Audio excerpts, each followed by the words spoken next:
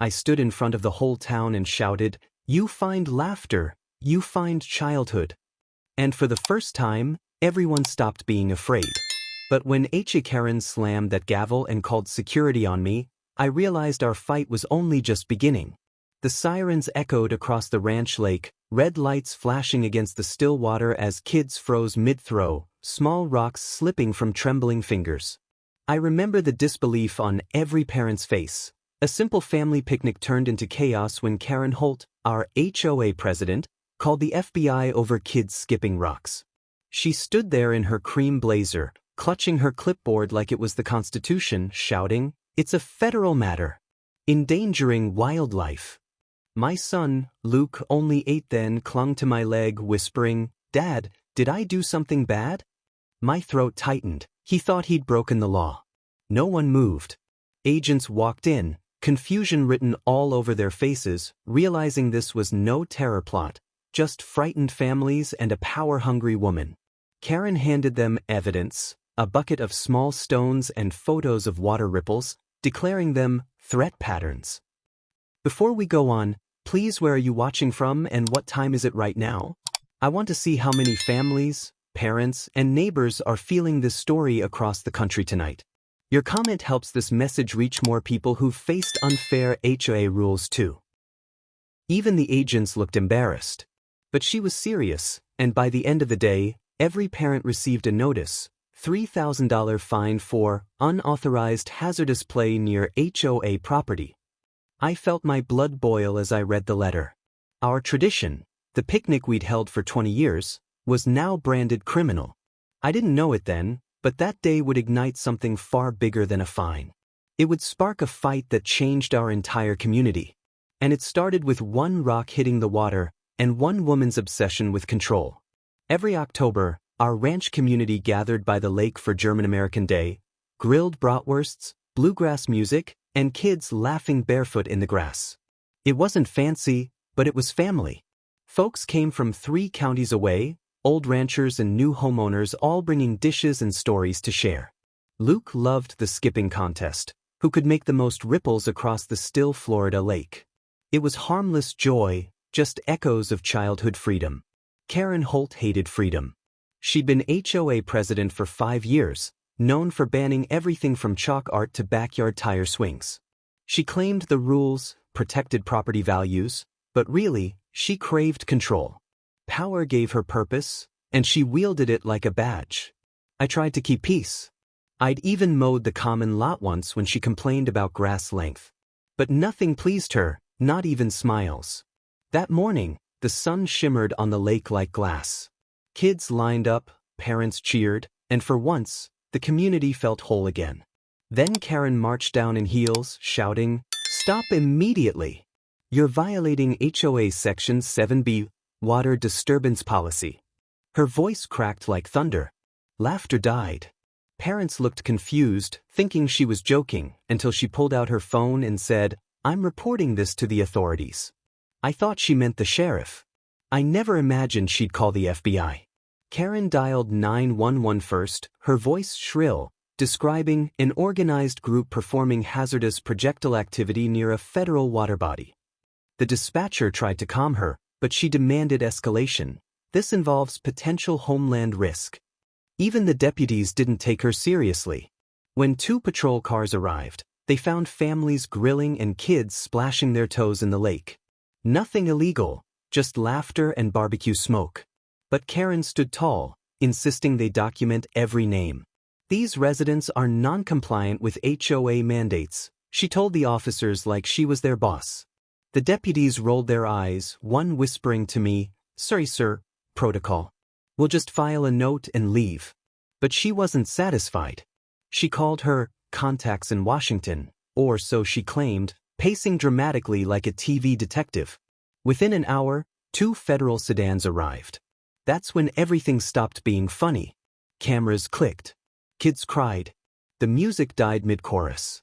The agents politely asked, "Ma'am, what exactly is the federal concern here?" Karen pointed at the children's stones. "Potential environmental terrorism," she said. I wanted to laugh, but my anger burned hotter than the grill coals. She was humiliating families to prove a point. And when the agents finally left, shaking their heads, Karen grinned. "You'll still face HOA fines," she said. "Rules are rules." That's when I realized she'd crossed a line none of us could ignore anymore. 2 days later, the letters arrived in plain white envelopes stamped, "Urgent HOA Notice." My wife, Marla, opened hers first and turned pale. Inside was a printed citation, "Violation of HOA Clause 9C, Unsafe Recreational Activity. Fine, $3,000 payable within 14 business days." Attached were photos of our son, Luke, tossing a pebble, zoomed in like a crime scene. "Evidence," Karen called it in her note. I stormed into the next board meeting. "You can't fine children for playing by the lake," I shouted. Karen just smiled. "The rules don't discriminate by age." Neighbors packed the small hall. Some whispered to stand down, others clenched fists. Fear and outrage hung in the air like thick humidity. Karen banged her gavel. "If you question this ruling, you'll incur an additional non-compliance fee." That was the final straw for me. Luke watched from the doorway, eyes wide, thinking he'd caused it all. My heart broke seeing his innocence crushed by bureaucracy. I grabbed the mic and said, "You find laughter. You find childhood." The room went silent. Karen smirked, saying, "Then perhaps childhood should follow the rules." That night, I couldn't sleep. Something inside me snapped. I decided if Karen wanted a fight, she'd get one, but on my terms. By morning, I printed 50 flyers that read, "Stop HOA abuse. Sign the petition. Bring back our picnic." I nailed them on mailboxes and fences. At first, neighbors were scared. "She'll fine us for protesting," one woman whispered. But I told them, "She can't fine us all." Marla gathered signatures at the church fair. My friend Hank spread the word at the feed store. Within 3 days, we had 70 names. Karen stormed into my yard, clipboard trembling. "This is defamation," she hissed. "You'll regret this rebellion." I looked her straight in the eye and said, "No, Karen. You'll regret underestimating a father." The petition grew like wildfire. Former board members came forward, revealing years of hidden fees and threats. Local news caught wind. Florida fines kids for skipping rocks. Cameras showed Luke's tearful face, and the public exploded with fury. Karen tried damage control, calling the news biased. But her arrogance only fueled the movement. Soon, 1,000 signatures filled the pages. I walked into the next HOA meeting carrying that stack like a flag. I placed it on the table and said, "This is democracy. You're done, Karen." She stared at me, lips trembling, realizing the community she ruled through fear had finally turned against her.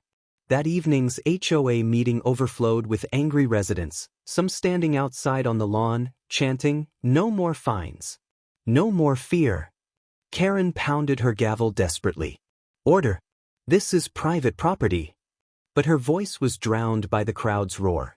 Luke sat beside me watching. I wanted him to see justice, not just anger, to learn that courage starts small but grows loud. The treasurer, Mr. Ballard, confessed under pressure. "Karen authorized fines without board approval," he said, trembling.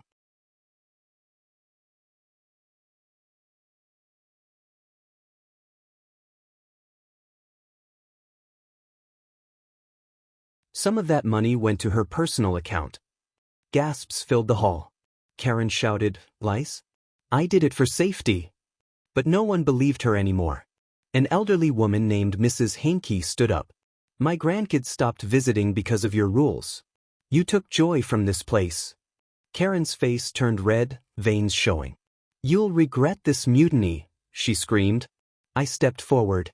"No, we'll remember it," I said. "Because today, we take back our community." The board voted unanimously to suspend her authority pending an investigation. Cheers erupted as Karen stormed out, her clipboard clutched like a shield.